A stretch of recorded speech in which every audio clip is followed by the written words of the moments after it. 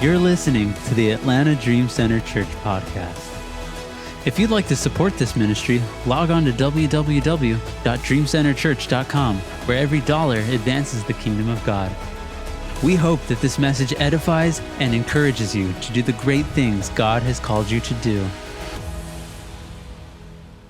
Today we're going to be talking about God of miracles, or actually the title is this, we are the vessel of God, the vessels of his miracles. How many of you guys want to see a miracle in your life? Anyone in here? Man, how many of you guys have ever thought, now listen, if you're not active, this is what I'm going to end up doing. I'm going to make you stand up. Is that cool with you guys? Actually, maybe everyone stand up right now. Everyone stand up. I need you to stretch really quick. I need you guys to be active. Look, I know it's warm in here. We got the AC kicking. Stretch. Push your neighbor. Push your spouse. Wake them up. You know what I'm saying? Say, okay, here we are. We're at church. We can't be, what are you doing, Mike? Yeah, there we go. All right, sit down. Now, you guys all get one job today. If your neighbor's not active, you need to call them out for it. Not loud, don't embarrass them, okay? But tell them, hey, where you at? You guys down for that? You guys cool with that? All right, good, all right? All right, so check this out, y'all. We're gonna be talking about vessels of his miracles. I've always wanted to see a crazy miracle.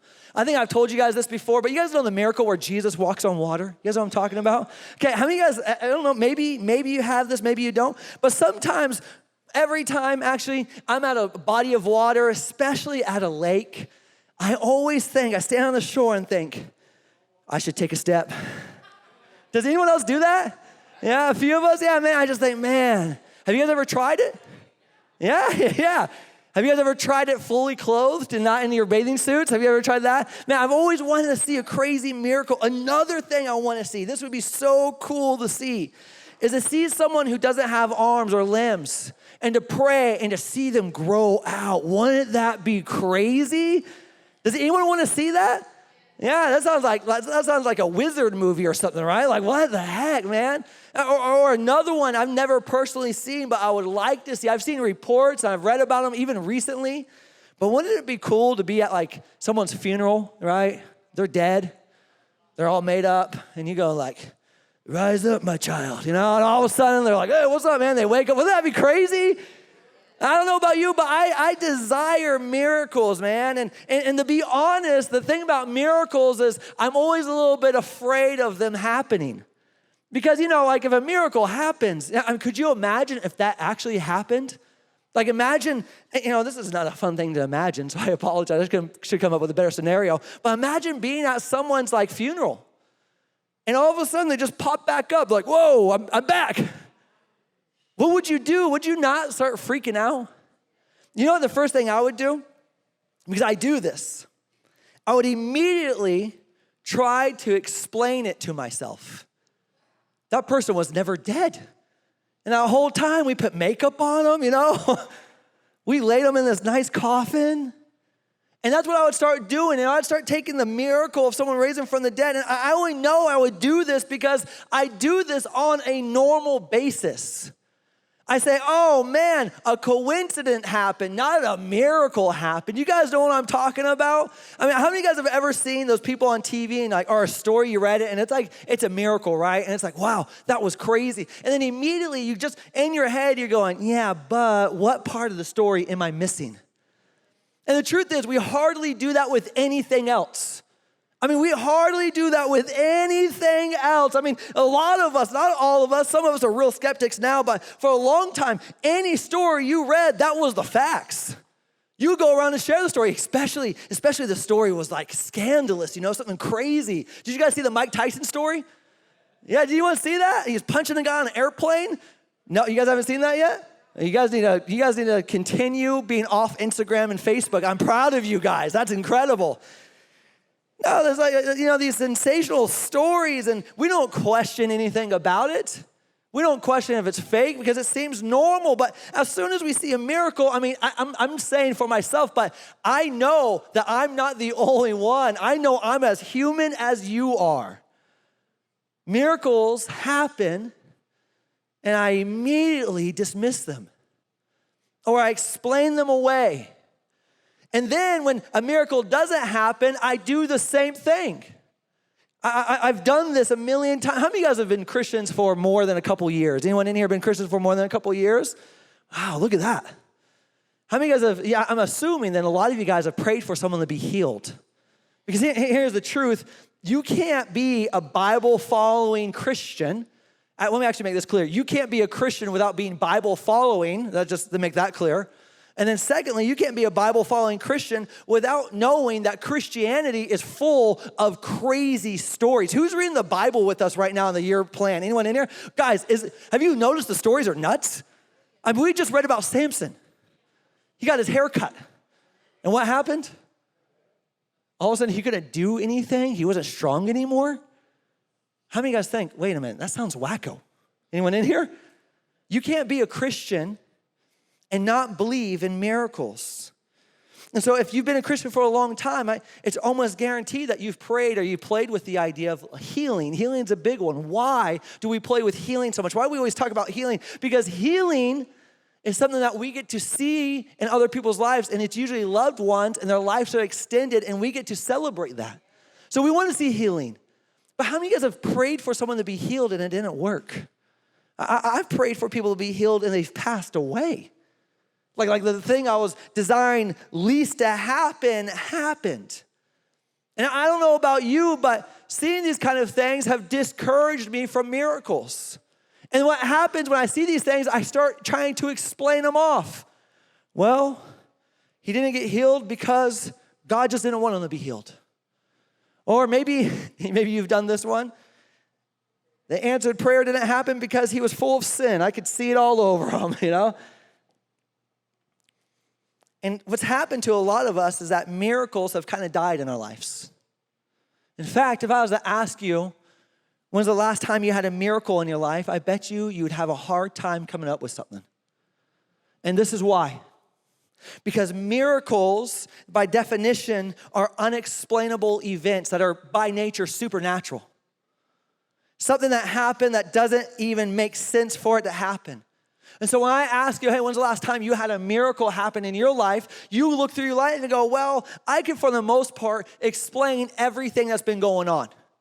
I can explain why I have my finances. I'll give God thanks for it, but I can explain why it doesn't really feel like a miracle. I can explain why I have this marriage. And so because I have this marriage, it doesn't really feel like a miracle to me. Or I can explain how I got healed from cancer because my dad, for example, he went through chemo and radiation. Man, he was so grumpy when he was doing that, y'all. You guys know? He was, man. It was so scary when he'd come into the office. You would never know where he was at because, guys, chemo is really tough on the body. Man, do you remember that, Mom? It was nuts. It was nuts, but, he's healed. And so oftentimes, because we can explain something, we go, well, that wasn't a miracle. Because miracle by nature is to say it's unexplainable. But today I'm going to wrestle with you on some things. I'm going to wrestle with you what you mean by explainable or plausible. I actually want to go even further because as Christians, we are in a major dilemma. You are in a major dilemma. You serve a supernatural, invisible God who says he created the heavens and the earth. And you walk around daily speaking to him. And your life is miraculous? Well, hold on. How many of you guys are Christians in here? Any Christians in here? I got some Christians in here, right? Yeah, we got some Christians. Let me try this again. Who you believe in is the God who is supernatural. We actually just call it supernatural because we can't do it. That's what it means. So I need to hit something. You've probably pushed this away many times in your own head. I don't understand it. I don't want to talk about it. I'm not going to think about it. I don't understand how miracles work. I don't understand why miracles happen. I got some great news for you. We're going to do a series on Wednesday night, and I'm so pumped about this. After our core value series, after Susanna has the baby, which the due date was yesterday, so any day she's a ticking time bomb, right? Isn't that great news? Yeah. If you don't know, this is my wife, Susanna. I guess people who don't know you, this is my wife, Susanna. We're having our sixth child, 6 kids because we're insane. We're not insane. We're excited. We're happy. Man, I should do a whole message on kids. Hey.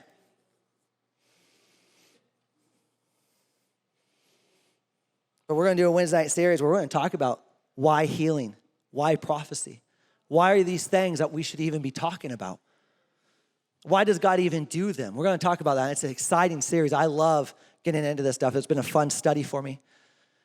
But now I got your attention, though, about your Christian walk and it feeling a little subpar to what we believe in the Bible. Actually, go a little bit further. Because this isn't going to be a message of radicalness. I want you to know that. This isn't going to be a message of radicalness. This is going to be a little bit different today. And today you're going to leave, and I'm going to hope that you're praying that God does some miracles, but it's going to be a little bit different than you think. But man, when I get to this place of the Bible, and when we read the Old Testament to the New Testament and all the things that happen in those two books, all through those two parts, all the thousands and thousands of years and the thousands and thousands of miracles that happen in there, we divorce ourselves from that. And we go, that was the God of yesterday, but today's God is a God of therapy and a God of counsel, which is not bad. He is. But then we've dismissed the God of great miracles. And there's been a divorce. And today my hope is to change that. That today you would leave here going, you know what? I've divorced the God of the Bible from my life because it's just hard to wrap my head around. I want to say this to you. Your Christianity is dependent on today's message in your life. Our God is a God of miracles. Do you believe that today? And I want to say this, not have you learned that, do you believe that? Because it means that you live kind of crazy. Not just kind of crazy, you are crazy. There's no one in this world who's going to think that you're normal. When you say to someone, you don't have a leg, let me just pray over it so your leg will grow back. Can I tell you guys a really embarrassing story? I'm a bad driver. And I'm not saying that proudly. I'm saying that I'm just telling you a fact. And I'm 18 years old. I'm in a junky old car. I'm at the bank. I got a bunch of people in the car. I crank it up. I throw it in a reverse. I'm talking, and I hit a box of someone's moving truck. And I leave a big dent in the bumper. I'm a radical Christian. You know what I do? The most crazy thing you could do. I'm going to pray over your bumper, sir. I really did that. God, make the bumper healed. I'm just praying like a wacko, And the guy was just watching me. I'm going to tell you where the real miracle happened. After that, he said, don't worry about it. He's like, ah. He did. He said, no, don't sweat it, man. This is fine. I'll be fine. Please just go.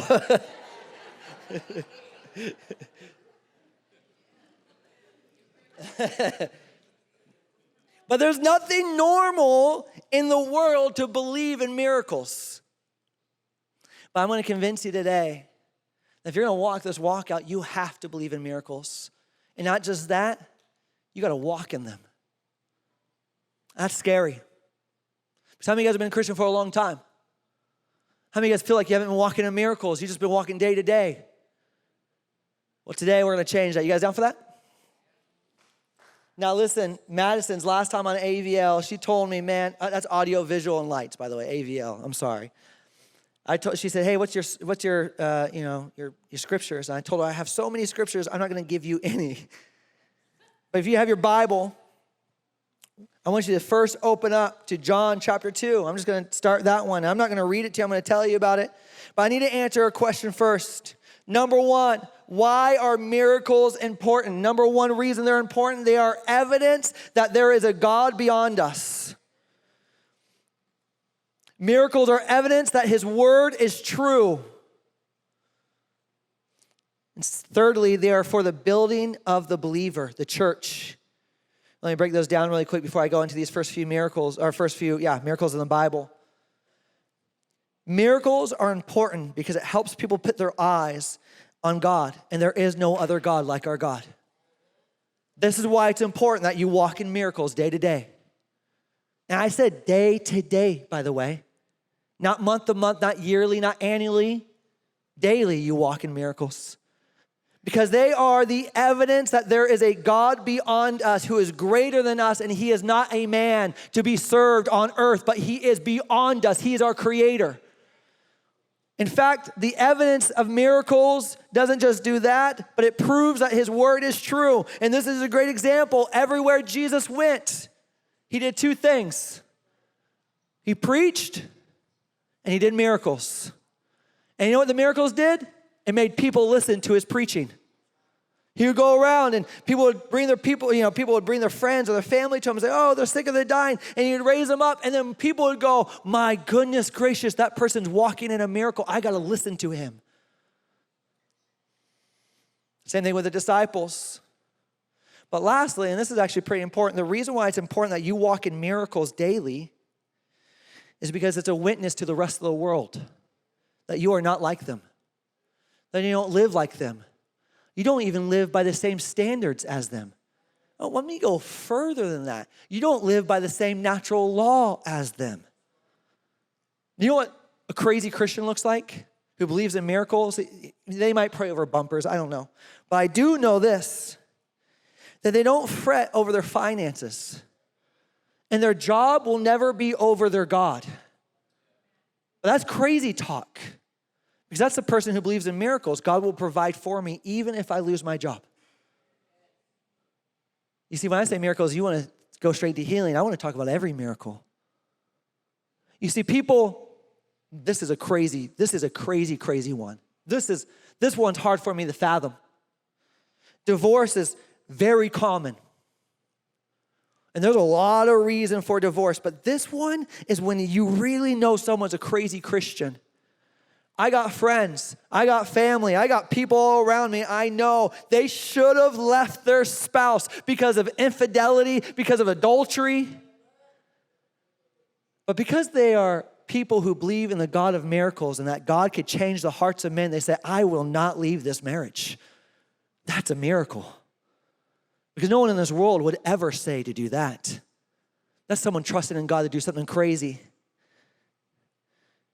The reason why we should be walking in miracles is for this reason. So I want to just talk about a few miracles. John chapter 2, verse 1 through 11. Jesus, a man at a wedding, the son of Mary.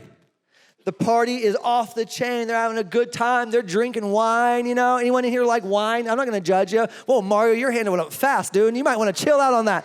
Look, man, they're loving wine, right? They're partying. It's a wedding. They're kicking back. Yeah. I know, Mario's hand went up quicker than, I didn't even get to finish it. I just said wine. Well, I want some. Yeah.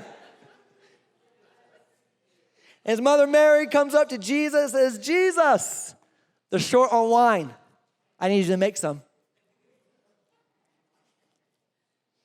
Jesus says, man, it's not my time yet. There's a lot in this scripture. I'm not going to get into all of it. And Mary says, go for it and do it. So he goes and grabs these water pots. And these water pots were for cleaning your hands. It's a religious ritual. Not just that, it's good to clean your hands before you party, okay? Make that a rule in your life. So they have all these pots, it's dirty water. And he says to some servants, bring that over here. And Jesus takes that water and a miracle happens. That nasty, dirty gray water is used water, that's for drinking. That gray water turned into wine. But this is what's really crazy. It wasn't boxed wine. It was the good stuff. It was so good. If you like boxed wine, I'm sorry, I'm dissing you here. But it was the good stuff, man. And it was so good that the people at the party are going, you saved the good line for last? You know what's crazy about that miracle? Nobody even got saved. Nothing even happened after that miracle. It was just a random miracle. There's another miracle that Jesus does. Now, it's just kind of like this. Like, what? Why did you do this miracle? There's a storm on the sea, and Jesus is up praying in the mountains. And he tells the disciples, hey, go across the way. I'll meet you over there. And it's in the middle of the night, and it's a crazy storm. And all of a sudden, they're in the storm, and they look out, and they see this dude just walking on the water. You know? And they're looking at him going, who's that guy walking on the water? You know what's crazy about that miracle? That miracle didn't even have to happen. Jesus was just trying to catch up. Isn't that nuts? Sometimes we think miracles have to be something that have some end purpose. Jesus is like, I'm going to meet you guys over there. Instead of walking around, he's like, I'm just going to take the shortcut. I'm going to walk across the water. I got to tell you some more miracles because you can't be a Christian and not believe in this stuff. John chapter 4, Jesus heals an official's son at Capernaum in Galilee. Mark chapter 1, Jesus drives out evil spirits from a man. Jesus heals Peter's mother-in-law who was sick with a fever. Jesus healed a ton of people. If you read in Matthew chapter 8, people were just coming to him. People were just getting healed every time they came around him. This one's crazy. I love this miracle. Jesus is being questioned about taxes. And he tells Peter, Peter, go catch a fish. Inside the fish's mouth will be a coin. Take that coin and go pay taxes.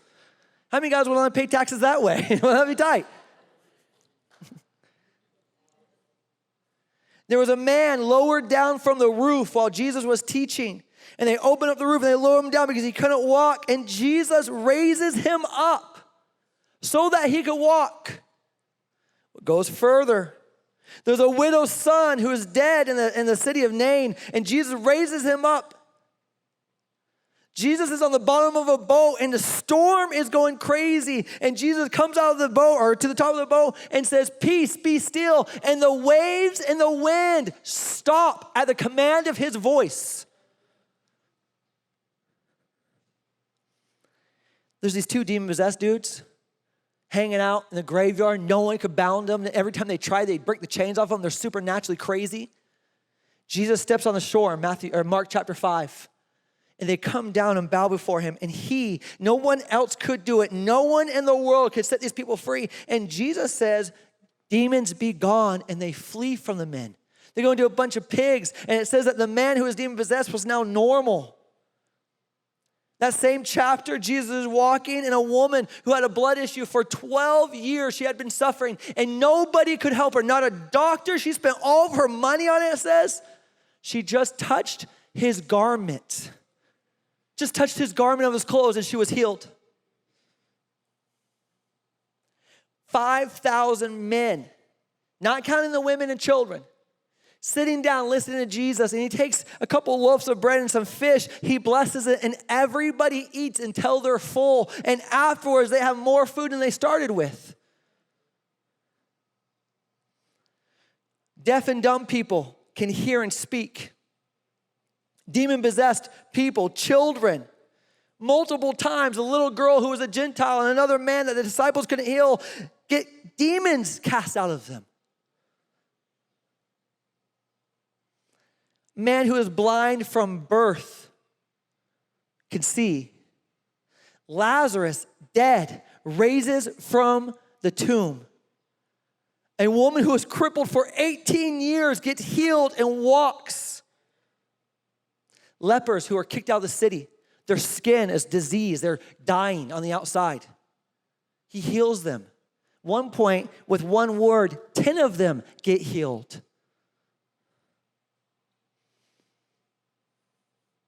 While Jesus is getting arrested, someone cuts off a guard's ear.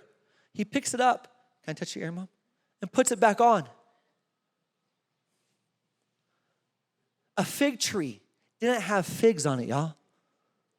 A fig tree didn't have figs. And he was mad. And he looks at it and says, you're going to die, tree. And the next day they show up and it's withered. But this was cool because I list all those miracles and you go, well, that was Jesus, Tom. Pastor Tom, that's Jesus. Of course he did those miracles, but this is what's cool. See, before Jesus showed up and did all these miracles, there was all these other miracles that happened before Jesus was walking on the earth. Can I tell you some of them? Let's not start with creation because that's insane. Let's start with Moses walking in front of Pharaoh with a staff, sticks it on the ground, it turns into a snake, and when he picks it back up, it turns back into a snake. This one blows my mind. The entire river turned into blood. Turned into blood, y'all. Anyone get squeamish about blood? Imagine being swimming and all of a sudden, that's what I always imagine. water flowing from a rock. Moses lifted up a bronze serpent, and everyone who got bit by these snakes in the book of Exodus were healed, whoever looked at it. Let's go further. There's a lot more. I can't read all. I'm trying to go through all of this. A man prayed that the earth would stop. For 3 days, the earth stopped rotating. People making fun, this is a crazy one. People making fun of a prophet got destroyed by bears. A widow's son raised up by our guy, Elijah. One time Elijah's doing this thing. This is Old Testament. This is thousands of years before Jesus. And he's having a competition between some people who serve false idols, and he serves the God, our God, and they make these altars, and they say, let's have a competition. If your God's real, then let him come down and burn up the altar. And if my God's real, he'll come down and burn up the altar. And they have this competition. And it says for hours, all day, these other guys who served a false God danced around and cut themselves and prayed that their God would come down with fire. And Elijah comes in. And this is what Elijah does. Elijah says, God, show them today. And it says fire comes from heaven and consumes the temple or the altar. But we got more. There's a story where Balaam is walking and his donkey talks to him. Wait, there's more. There's an old widow who didn't have any more food, just a little oil and a little flour. And it got multiplied and multiplied and multiplied again. Wait, I got more. The Jordan River, when Joshua was crossing, opened up so he could walk on dry ground. Jericho, the walls of Jericho, Joshua was supposed to walk around it 7 times with the entire army of Israel. And as they did, the 7th day, they shouted and screamed and blew some trumpets, and the walls fell down on their own. Azariah, I can't remember his name, has no leprosy and then is struck with leprosy and then healed. Daniel goes into a den of hungry lions and lives. Jonah gets swallowed by a whale. Well, maybe you're saying, but Tom, that's the God of the Old Testament. You're talking about miracles and miracles and miracles, but that's the God of the Old Testament. This isn't our lives anymore because today is a little bit different. Well, let me tell you some New Testament stories. In the book of Acts, the disciples, who are just people like you and I, what do? They go to the gate of Beautiful. There's a man who's crippled there. He says, man, can I have some money? He says, you know what? I don't got money, but what I do have, I give to you. Rise up and walk. And a man who was never able to walk rises up and he dances. And let me explain this for a second. This miracle isn't that someone couldn't walk and they stood up like you getting out of bed. That means muscles grew onto his legs that he did not have.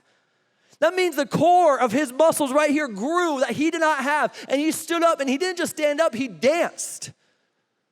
Well, that's not all. Paul speaking for a super long time. Listen, sometimes I talk for a long time, but Paul would speak all night. A young man sat on the windowsill, fell asleep. Have you guys ever fallen asleep in church? It feels good, man. But he fell asleep and he fell out the window. He laid on the street as dead. Paul goes down and lays himself on him and he says, oh, rise up, and he lives. Speaking of Paul, Paul goes into a town preaching the gospel and they stone him. That means they crush him with rocks.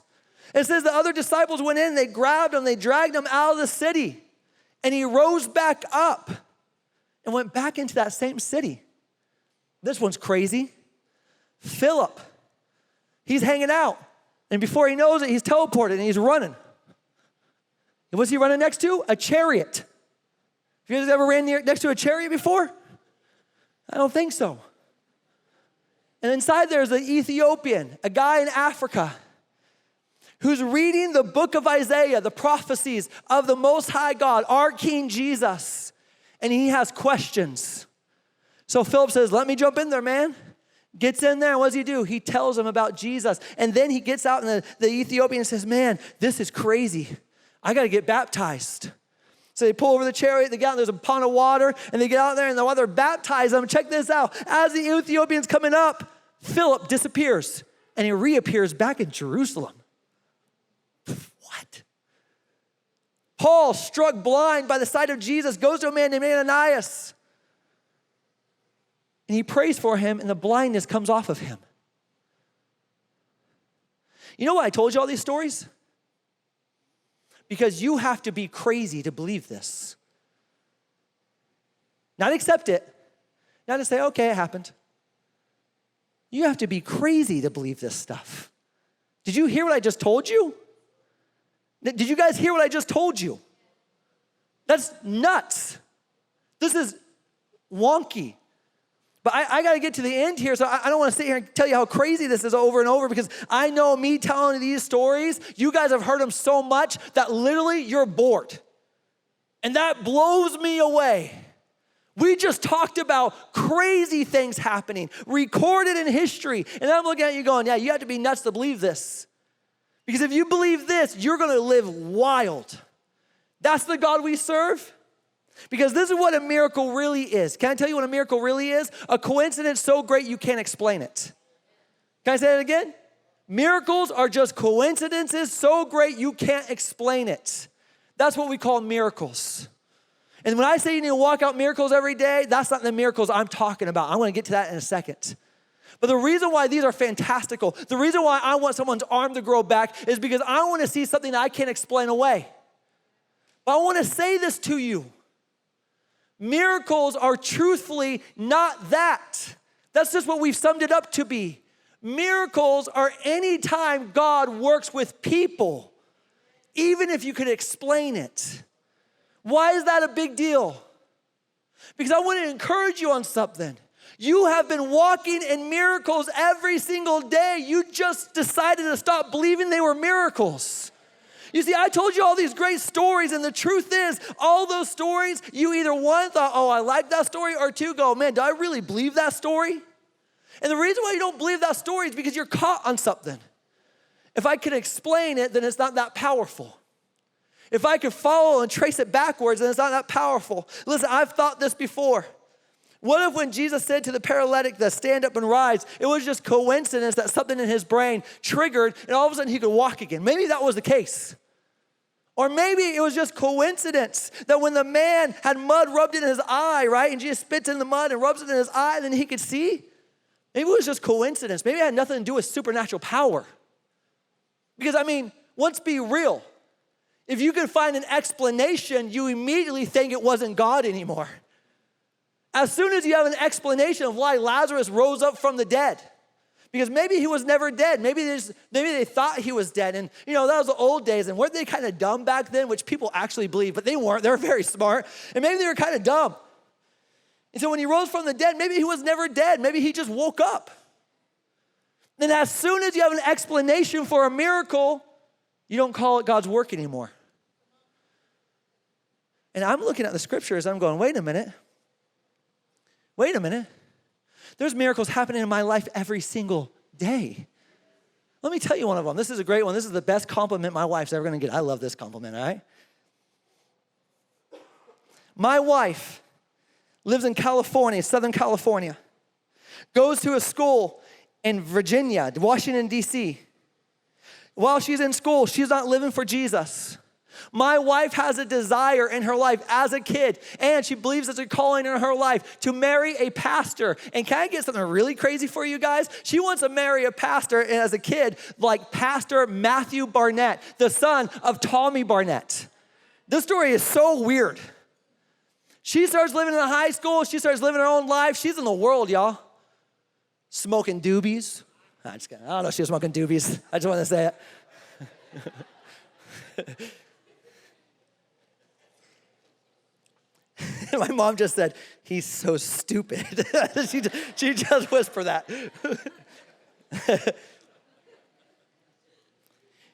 18 years old, she moves from California, goes to school. She's going to be a journalist. She's going to be a political journalist. She's out there going to school. She has boyfriends. She's living life, partying. She's for sure, God will never let me have what I thought I was supposed to have. I screwed that up. But this is what happens. While she's at school, she ends up graduating, not while she's at school. While she's at school, by the way, actually, this is interesting. While she's at school, I get my first girlfriend. I'm so happy. My first girlfriend, man, I'm going to marry her because that's what we do with our first girlfriends. You automatically think, this is it. It's over. And we're dating, and it's on and off and on and off. And Susanna moves to Alabama. She's working down there, still living her bad life. She starts going to church. She was raised in church. She starts going back to church, but still living her bad life. And then one day at a conference with Eddie James. Anyone in here like Eddie James? I love Eddie James. On a certain day at a certain year, comes up to her and prophesies to her. Starts telling her about her life.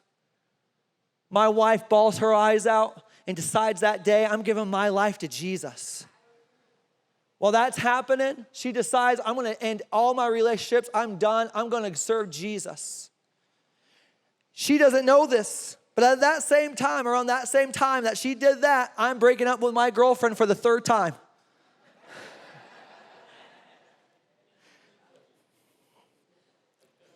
Over a Facebook message, by the way. That's how I did it. Yeah. No class.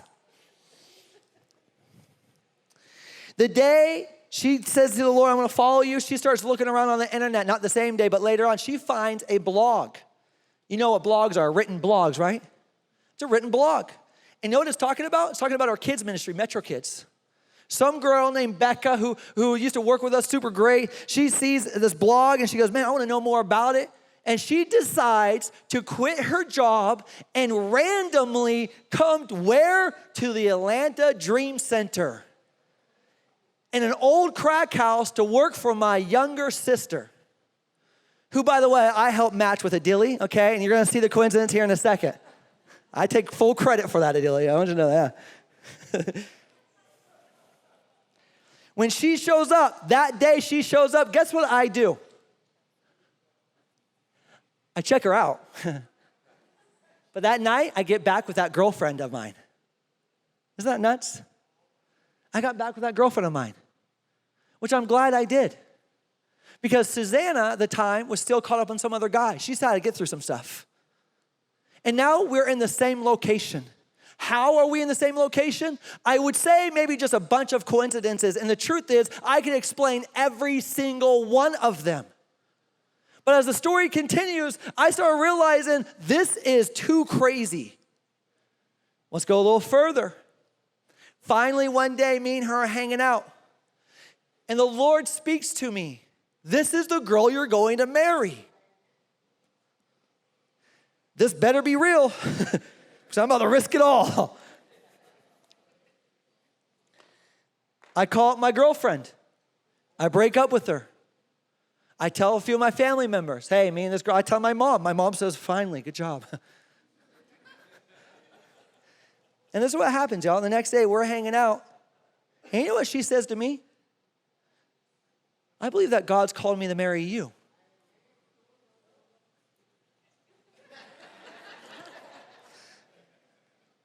You know what I love about that story?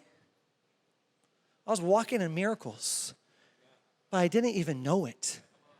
You know what's really cool about that story? Because we don't know how to explain that away. We ended up having children, right? We got 6 kids. Did you know, this is no joke, those kids would not have existed without this entirety of the story? Wait, time out, wait, what do you mean by that? But I got more stories than just that, because this is just me walking out my daily miracles. The only difference between my daily miracles and your daily miracles is I'm paying attention and going, oh, this is God working in my life. You see, a lot of us go through our day-to-day and we go, God, where are you? Where are you? He's going, I've been working in your life. That person who showed up at your shop and said, man, I'm not feeling good, that was me making an opportunity for a miracle in your life. But you've been looking for the unexplainable. He says, don't you know I'm the God who directs your feet? I'm the God who knows your ways. I'm the God not of the unexplainable. I'm the God who knows that you can't explain me, but I'll give you opportunities to explain what I'm doing to you. That was really confusing, I know. He's working in your life.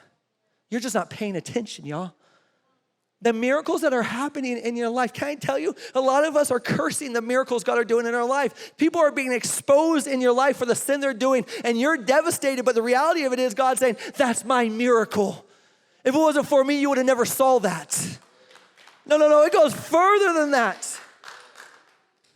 Because what I'm trying to pull out in front of you is your God has been working wondrously in your life. But there's something else I got to hit on. This is where I'm going to end here, okay? Because I'm going further than I wanted to, and I got excited.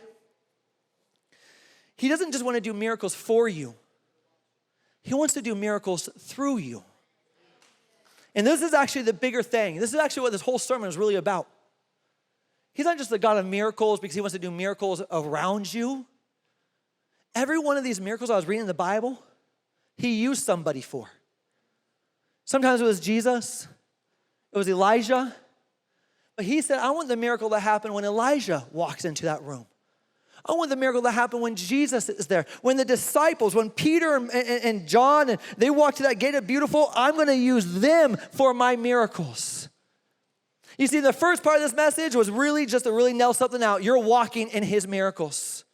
But because you've been so desperate to see him do other works around you, you've not let him do miracles through you. And this is what I mean by this. My parents have 2 kids, Dan and PJ. They're my oldest brothers. PJ's the oldest than Dan. And they're young, and they're new Christians, and they love Jesus. And they don't have any gifts for Christmas that year. And what was it they wrote down, Mom, that they wanted, the kids, my brothers? They wanted cars, little matchbook cars, teddy bears. Cute kids, just the cutest kids in the world. Good job. They had $0 to their name. They knew that on Christmas morning, those kids were going to be devastated. But a miracle happened, huh, Ma? Someone showed up on Christmas Eve after the stores were closed with the entire list the boys had wanted. Every single gift. You know, I always heard that story from my parents' side. God, the miracle working God moved in my life. He provided for me. But you know what I never thought about? Was who he did the miracle through. There was this man and this woman who one day were at home and the Lord put on their mind, Paul and Patty, you should help them out. And not knowing that mom and dad are at home going, God, I don't know how this is going to work. Our kids are going to be devastated. The Lord was looking for someone to do a miracle. And there was someone who was willing. And they said, you know what, honey, let's go to the store. This is the process that happened. Let's pull out our bank card. Let's pull out our cash. And let's buy some gifts for Paul and Patty. And then they're collecting these gifts. They're buying these Matchbox cars. And they're buying these teddy bears. All this stuff. They didn't even know. They're just going, man, I want to serve these guys. I just want to bless these guys. They start pulling everything together. And then they put it inside some gift bags and they wrap them. You know what's cool? It wasn't that crazy. It wasn't like arms were growing. They just went and bought some gifts. And that day when they showed up at that house, my parents didn't see a bunch of gifts. They saw an incredible miracle. Oh God, how did you know? This is explainable, but this is impossible. This coincidence is too great. And they worshiped God. But there's better stories, or more stories. I love this story. I've shared this story a million times. This is John and Judy Patassori. These guys, like I just say, they don't have the same culture as me. Look at how I'm dressed for church. Would you ever go to a church where someone dressed? And I know. These guys are the best people in the world. And they started showing up to church when I was a youth pastor. And they're showing up to youth group. They look young, but they don't look that young. And I'm preaching. I used to always kind of get nervous because they'd show up. I always thought, who are these guys? And one day I get my car broken into and my cash gets stolen. I took a trip with my sister Maddie and my brother Mike. And we went to the beach and we came back and I left money on the seat and someone came and broke my window and stole my money. It was like $80, but how many of you guys know sometimes $80 is everything you got? Well, I had $10 extra in the bank. And I said, God, what am I supposed to do? I just got robbed. I can't pay for that window. It's going to cost me $100. And God says, take your $10 and put it in the offering. I said, no. I said, okay, yes, but why? Explain to me. So I said, okay, fine. So I take my little checkbook, $10, and I sign it. And I'm going, man, this is the end of my account. And I give it to Sherry. She's our bookkeeper. And that night, I come to church. And a miracle happened. I was blessed with $100 from John and Judy.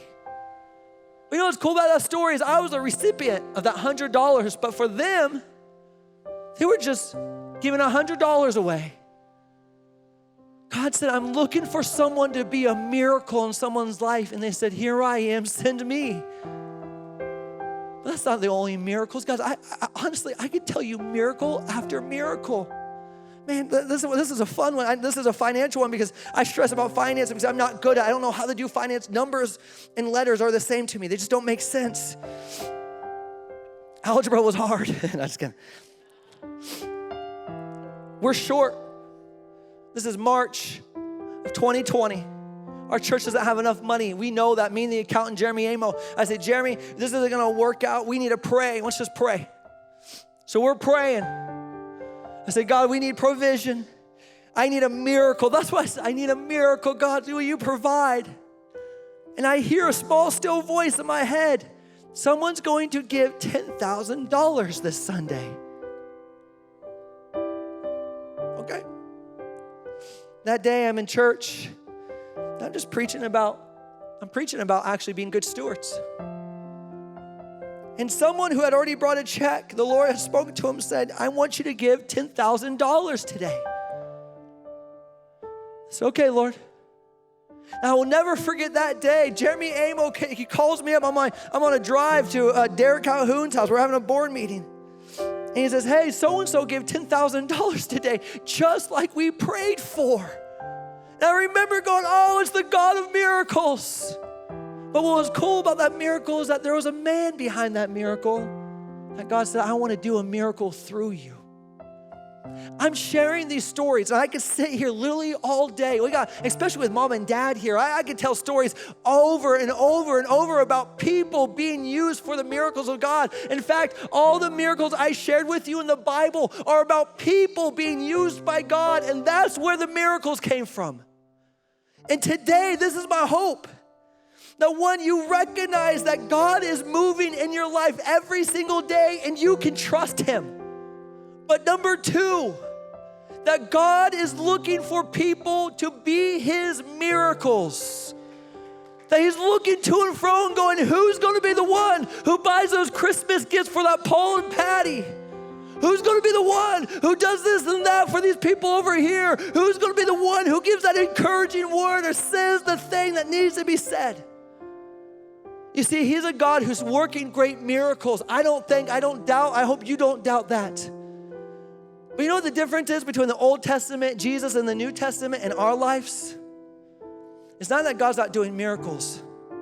It's that the people aren't willing to do the miracles he's calling us to do. And that's the difference. Paul and John, and they walked around and did miracles. I want you to know what they did. They were taking what God gave to them, gifts of healing and prophecy, and they were using them. That's all it was. To everybody else, it was a miracle. To them, they were just using what they had. I want to ask you a question today. Are you looking for him to do miracles in your life? Because if so, he is. Or are you looking to be a vessel for his miracles? Because if so, he wants to use you today. How do I become a vessel of his miracles? Number one, Isaiah 6:8. You need to volunteer to him first. Father, here I am, send me. I don't know what miracles you have in store for me to be used for, but God, if it's to bring Christmas gifts to a family or if it's to go pray for healing, I just want you to use me. Make me your vessel. I'm volunteering today that I am the vessel of your miracles. You start volunteering for his miracles, you'll start seeing miracles happen through you. Number two, you know what the disciples did? You know what Jesus did? You know what Elijah did? To become the source of miracles for others in his life? They abided with him. They sat with Jesus. But more than that, because I love what the disciples did, they learned. Can I tell you, if you want to be someone who has miracles, be walking through you, or you're the vessel of miracles, you don't just volunteer, but you study the word of God. You know it. You know his voice. And thirdly, the last thing, if you want to be a vessel of miracles, you have to be someone who's obedient. If you could grab these three things, I'm going to volunteer, I'm going to know your word, and God, I'm going to obey you. You won't just see the miracles God's doing in your life, you will be the miracle in everybody else's life. How many of you guys want to live that way? Can I tell you this? As you guys stand to your feet, because I'm going to end this thing. Can I encourage you on this? You were designed to be a vessel, to be an instrument of his miracles. You are not designed to be an instrument of need. You weren't designed to be an instrument of worry, an instrument of strife. You are designed to be an instrument of his miracles working through you. What is it that he's given to you? Maybe you walk in the gift of healing. Man, I would love to see that. Maybe it's prophecy, but you know what a lot of the other gifts were? You know what Tabitha did? Tabitha was a miracle worker. All she did was she made sure that everybody in her neighborhood had clothes. That's what she did. What is it that you have that you're saying, God, I want to be a vessel, and the Lord's saying, well, look what I've given to you. This is what I want to use for you, the miracles I have for people in their life. That's what I want to do. Just for a second, if you're in this room, I want everyone to close their eyes. I want you to bow your head and close your eyes. We say that so no one's looking around. I'm going to give 2 little calls, and then we're going to end this thing. I got 4 minutes. That's all I got. If you're in this room today, and you're saying, man, I want to see God's miracles in my life. I want to see what he's doing because I feel like I don't have a supernatural life. But I want to see it today for myself. Today, I need help seeing the miracles God's doing in my life. If you're in here, just throw up your hand real high. I want to pray over you. It's okay, throw it up real high. It's okay, no one's looking at you. Father, you see these hands, these people going, God, I want to see what you're doing in my life. I feel alone oftentimes. I feel like I've been just on my own. I don't see miracles. God, I pray that you start revealing to each one of them, God, not just the grand things, but the things they've been overlooking. You are the God of life. Oh, every breath you've given us, Jesus. God, I pray that we see the miracles in our life today. That, Father, we would go, oh, I see my God. He's been working day in and day out. In the name of Jesus. Every head still bowed because I got another question. If you're in this room, you could raise your hand for both of these. But you're going, man, Pastor Tommy, I want to be used for God's miracles. I see what he's done. I get it. After hearing you talk, I get it. He's doing miracles in my life, but I want to be the vessel of miracles. And you're in this room, you're saying, God, will you use me? I'm here to volunteer today. You're not volunteering for me. I'm not going to put you to work. You're saying, God, I want to volunteer to you. Will you use me for miracles? If you're in this place and you desire that, will you lift up your hands real high? I want to pray something over you that's crazy. Father, you see these hands. Oh, there are hands all over this building. And they're saying, like just like Isaiah 6:8, here I am, God, use me. God, here I am. Make me the miracle vessel. Let me be like Elijah. Let me be like God. I pray that we be like Ezekiel, Father. Let's be like Paul and Peter, Jesus. Let the miracles come through us. And today, Father, I pray over everyone with their hands up that Jesus, that they who are volunteering would obey your voice and use the things they've been given from you to bring miracles in other people's lives. Lord, I'm not praying this to make them feel good. God, I'm praying this to you, Father, that you would remind them that you want to use who they are and what they have to be miracles in others' lives. In the name of Jesus, we pray.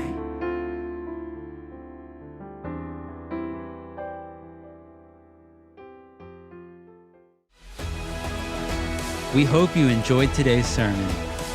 Once again, if you'd like to support this ministry, log on to www.dreamcenterchurch.com, where every dollar advances the kingdom of God. Until next time, be blessed and go do the great things God has called you to do.